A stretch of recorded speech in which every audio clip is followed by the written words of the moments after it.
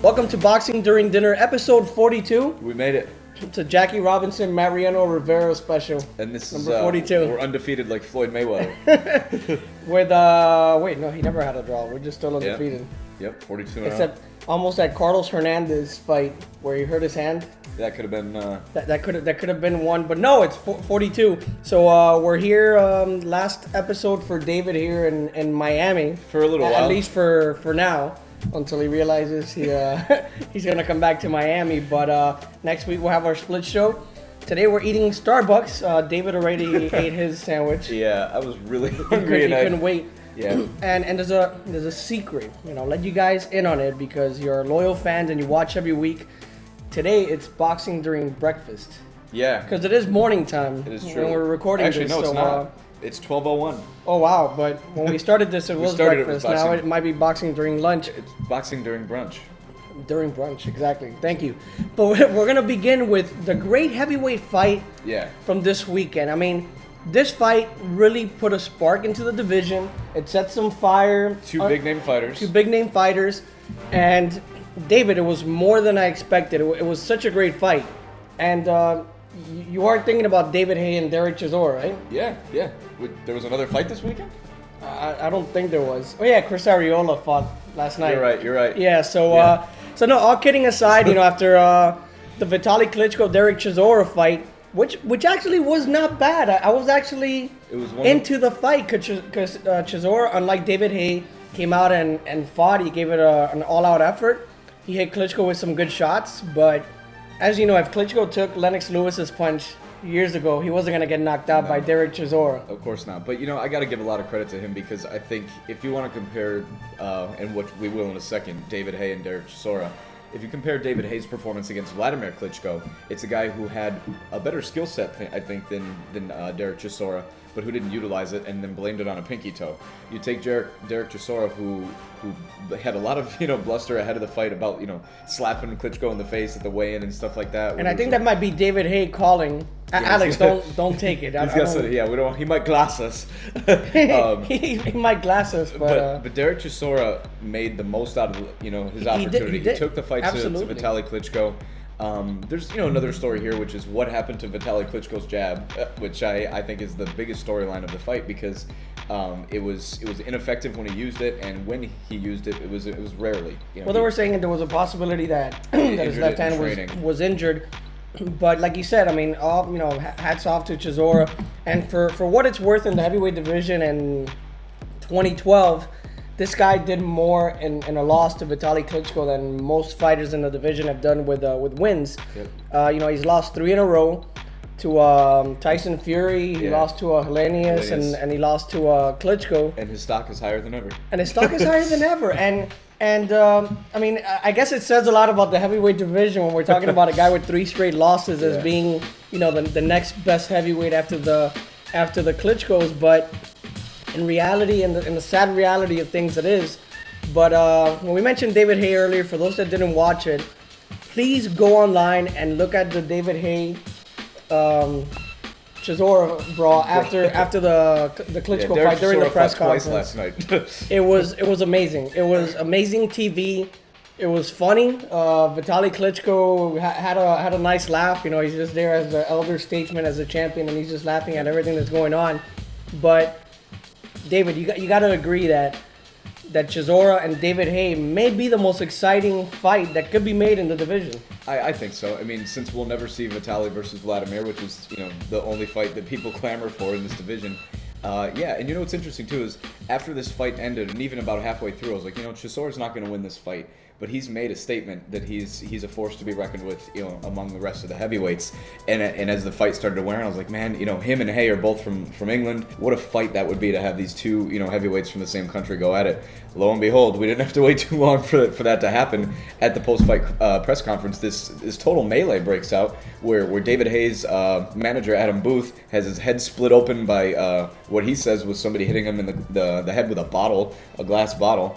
There was David Haye wielding a tripod, a camera tripod at some point. I saw Chisora at one point. He had a bottle of champagne or something in his hand.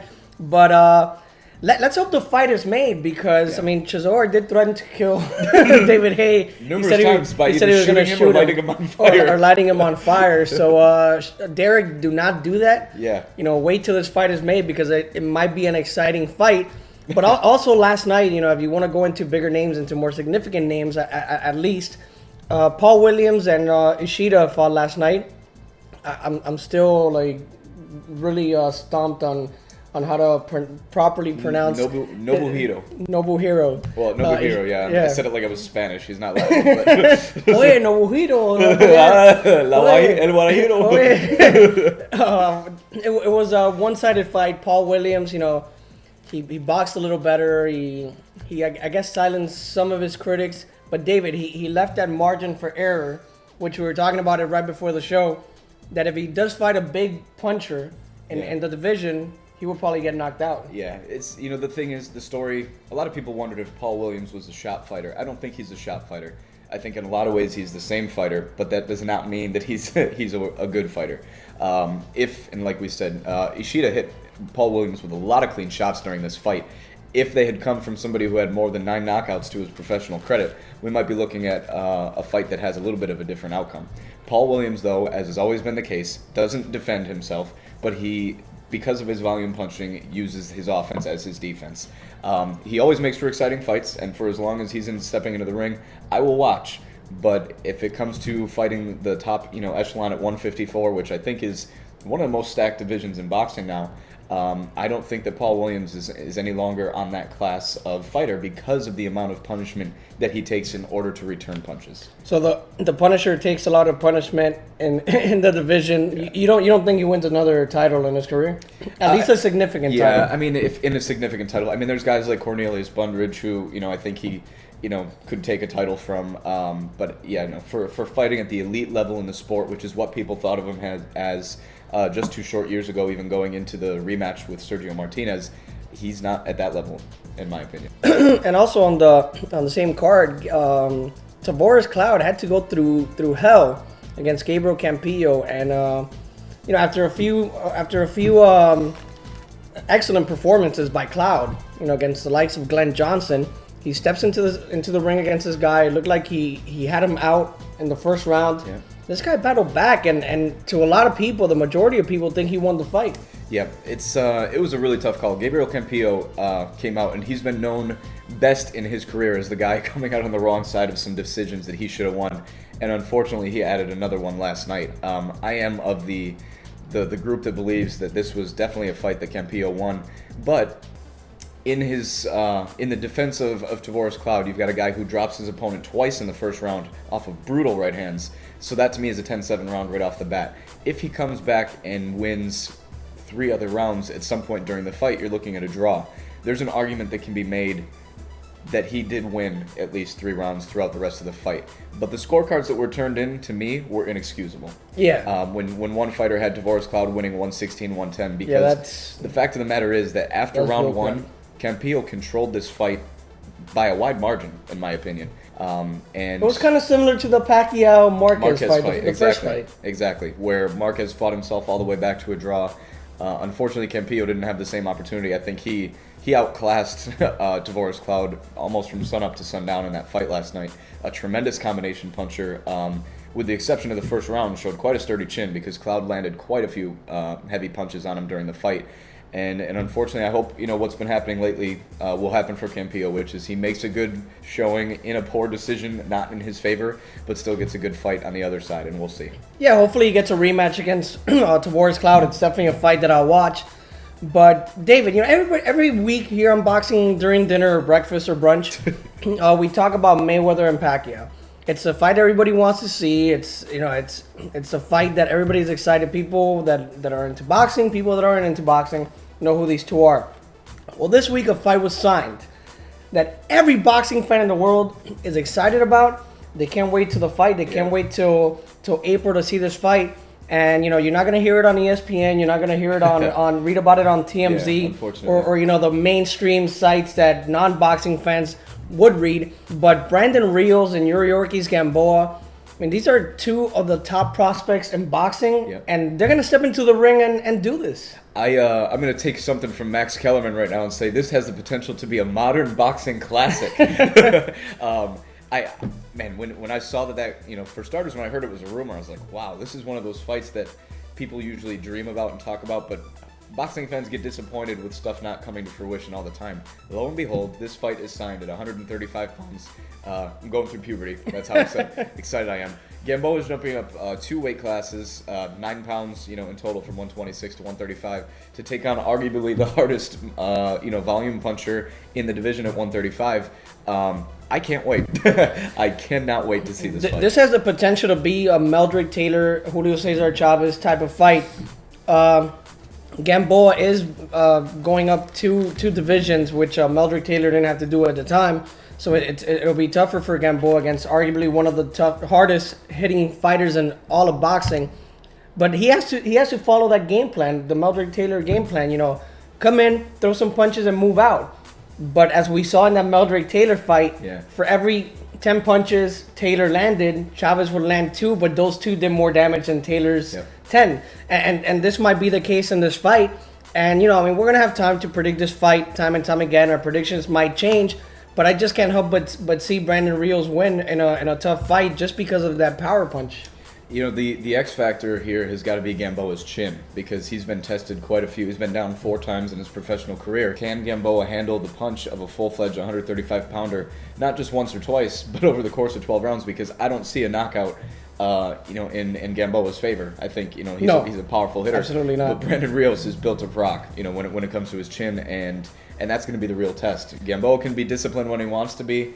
Is he going to have the opportunity to do that for 12 rounds against a guy like Brandon Rios? I hope to find out. But the fact that Gamboa's been down many times, and I used to defend Tito Trinidad in this regard. When he's gone down, he hasn't been really hurt. Right. Trinidad would go down, he'd stand, he'd get up, and he'd win by knockout. Gamboa, he's gone down, he's gotten up and won the fight. He's never been in serious trouble. Mm-hmm. And I'd rather have a guy go down from 1 or 2 punches than take a 10-punch combination and that's it. Right. So I don't think Gamboa's chin is a bad chin per se. I mean, he does have the tendency to go down, but I think it's more because of his off-balance type of fighting skill set. But it's an exciting fight, man. I can't wait. I like both fighters a lot, as boxers and personally. Robert Garcia is a friend of Boxing During Dinner. He trains Brandon Rios. He has him on a good path. The kid has recovered from some earlier trouble in his career outside the ring, and he's doing good things. And this could be a fight that'll catapult the winner into superstardom in boxing. Yeah, and I hope for my sake, I hope it's Gamboa. But while we're talking about fights coming up, we've got another exciting weekend here, February 25th, a week from yesterday, if you will, or whenever it is you're going to see the show. February 25th, we're looking at Marcos Maidana versus Devin Alexander in St. Louis. You're the one who usually gives me first dibs. What do you think of this fight? I think Maidana wins by late stoppage. I think it's going to have to be a stoppage, because I don't see Devin Alexander losing a decision in St. Louis. No, he won't. He won't. Yeah, and that's another fight I can't wait to see, frankly. Yeah, likewise. And, Devin Alexander could be boring, but, Maidana may just be the remedy for that. He's got that gun on his hip, and as far as I'm concerned, that makes him must-see TV. But, David, we got to wrap this up. We do. But before we do, I would like to give credit to a friend of mine who is standing behind the camera. He rarely comes out on camera. Rarely comes out, but what a lot of you guys need to know is that we're a group of friends. Outside of the show, we've known each other for years. And Alex and I have been volunteers together at Miami Children's Hospital for over 4 years. He took home an award this weekend for Miami Children's Hospital's Volunteer of the Year for the year 2011. So turn it on yourself, my friend. This is your moment to shine. Congratulations to our cameraman, Alex Sanchez. This is his award. So we can wrap it up now. Yeah, and that's good stuff. And David, it was awesome having you here for the last 3 weeks. Yep, I hope to be back But you will soon. be back. We're placing bets. All of you, if you want to jump into the pool, how many more weeks till David moves back to Miami? We're taking bets. So until next time on Boxing During Dinner, you know where to check us out. It'll appear on here. I don't have to say it. On here, yeah. Yeah, right here. So until next week, take care.